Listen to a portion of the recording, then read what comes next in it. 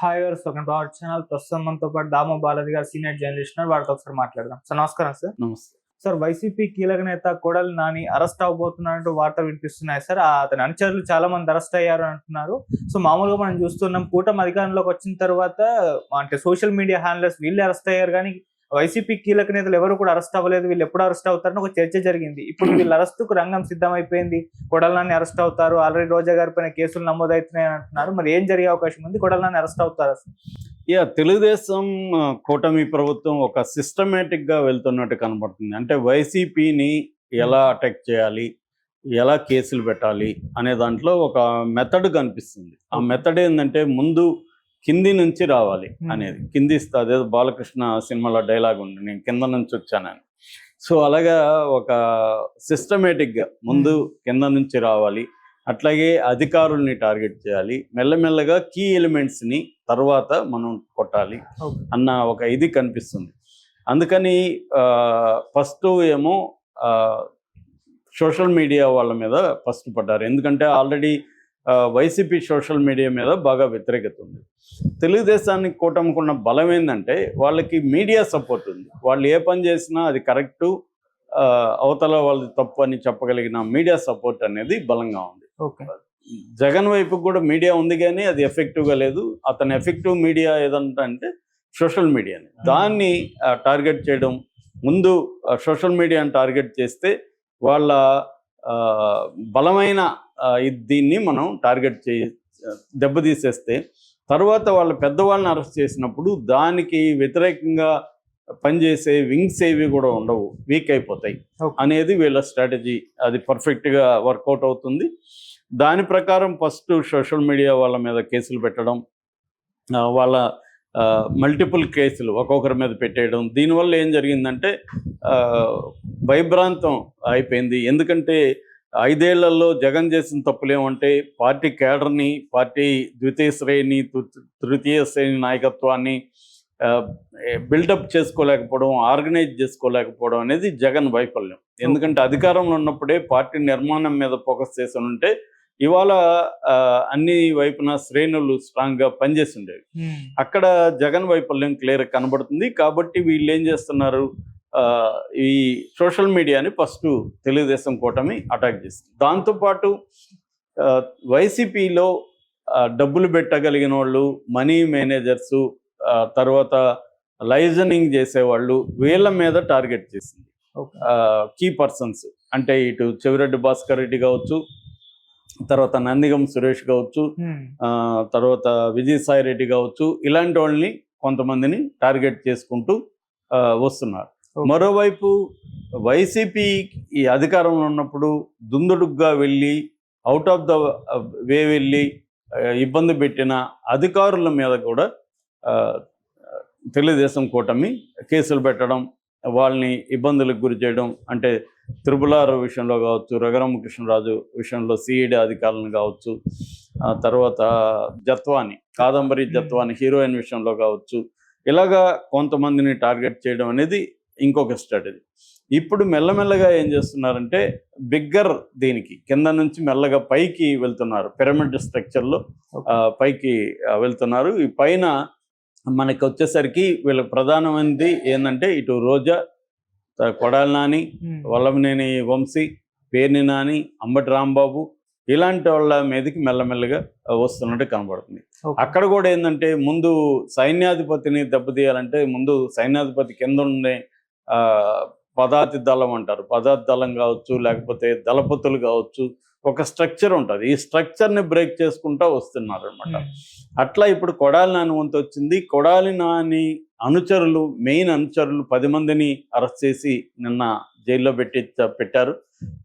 ఇప్పుడు కొడాలి నాని ఏ రోజు కానీ రేపు కానీ కొడాలి నాని అరెస్ట్ చేయాలి. అది కూడా వీధుల్లో ఊరేగింపు లాగా తీసుకెళ్లి అరెస్ట్ చేయాలి సినిమాటిక్గా అని లోకేష్ అనుకుంటున్నాడు. ఎందుకంటే కొడాలి నానికి సింపతి రాదు.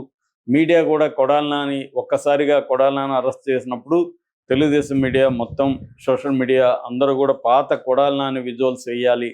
దానివల్ల కొడాలి నానికి ఎంత అవమానం జరిగినా, ఎంత ఘోరంగా మనం కొడాలి నాని ట్రీట్ చేసినా జనంలో సింపతి రాకుండా ఉంటుంది. వీడికి ఇలా కావాల్సిందే, వీడిని మామూలుగా మాట్లాడలేదు, ఇట్లాంటి వాళ్ళకి గుణపాఠం జరగాల్సిందే అని ప్రజల్లో వచ్చే విధంగా మనం చేయాలి అని ఒక ప్లాన్ ప్రకారం వెళ్తున్నట్టుగా కనబడుతుంది. అందుకని నిన్న ఏం చేశారంటే కొడాలానికి ప్రధానమైన 10 మంది, అందులో 2 మెరుగుమాల కాళీ, నీరుడు ప్రసాద్, వీళ్ళిద్దరూ కొడాలానికి రైట్ లెఫ్ట్ హ్యాండ్స్.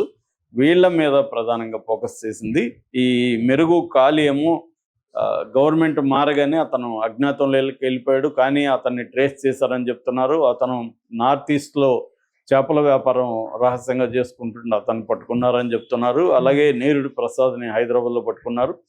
ఓవరాల్గా 10 మందిని పట్టుకున్నారు. ఈ 10 మంది మీద కేసు ఏంటంటే 2022 డిసెంబర్ 26న రంగా సంబంధించిన ప్రోగ్రాం ఉంటే వంగవీటి రంగా, దాన్ని చేయొద్దు అని రావి వెంకటేశ్వరరావు తెలుగుదేశం నాయకుడు, ఇప్పుడు గిడ్డంగుల చైర్మన్ అనమాట, గిడ్డంగుల సంస్థకి చైర్మన్ ప్రజెంట్, ఆయనకి వార్నింగ్, ఈ ఖాళీ వార్నింగ్ ఇచ్చాడని చెప్తున్నారు. ఆయన వార్నింగ్ని పట్టించుకోకపోయేసరికి డిసెంబర్ 25న ఆయన మీద పెట్రోలు బాంబులు వాటితో దాడి చేశారని చెప్తున్నారు.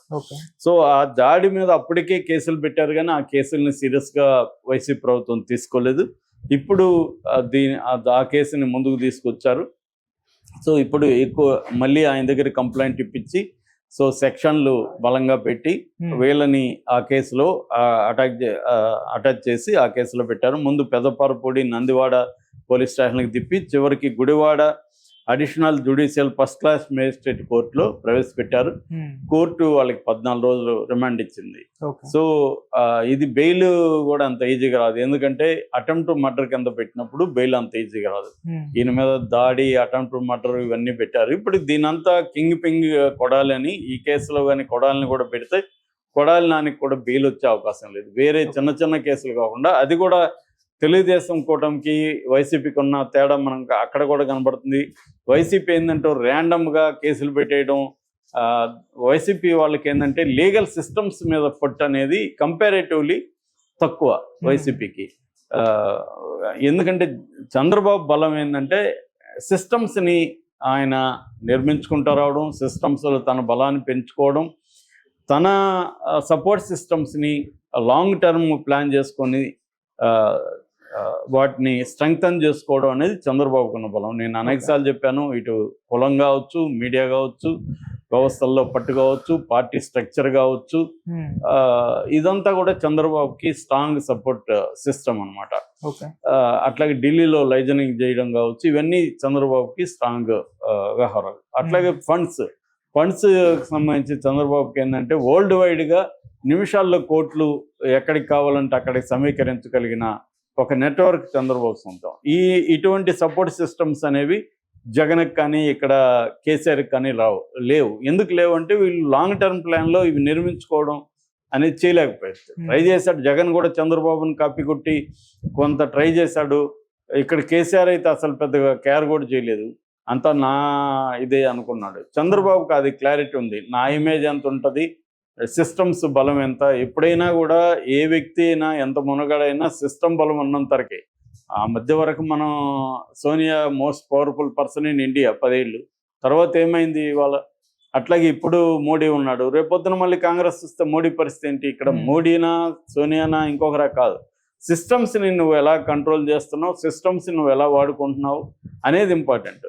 సో దీంట్లో చంద్రబాబు ఆయనకున్న అనుభవం కావచ్చు, ఒక లాంగ్ టర్మ్ విజన్ కావచ్చు, అది చాలా స్ట్రాంగ్గా పనిచేసింది. అక్కడ ఇప్పుడు వైసీపీ చాలా ఇబ్బందుల్ని ఎదుర్కొంటుంది, ఎందుకంటే వైసీపీకి ఈ ఏరియాలో బలం లేదు. పైగా పార్టీని కానీ క్యాడర్ని కానీ సొంత సామాజిక వర్గం కానీ జగన్ పక్కన పెట్టేసి, జగన్ ఏదో ఒక రకమైన ఆయన భాషలో ప్రయోగాత్మక పాలిటిక్స్లోకి వెళ్దాం అనుకున్నాడు. ఒక బీజేపీ మోడల్ని ట్రై చేశాడు. బీజేపీకి వర్కౌట్ అయింది, వేరే రీజనల్ పార్టీకి వర్కౌట్ అవుతుంది చెప్పలేము. బీజేపీనే ఒక మోడల్ని ఒక దగ్గర ప్రవేశపెడుతుంది, ఆ మోడల్ని అన్ని చోట్ల అమలు చేయదు బీజేపీకి. ఎందుకంటే లోకల్ పాలిటిక్స్ని బట్టి బీజేపీ స్ట్రాటజీలు ఉంటాయి.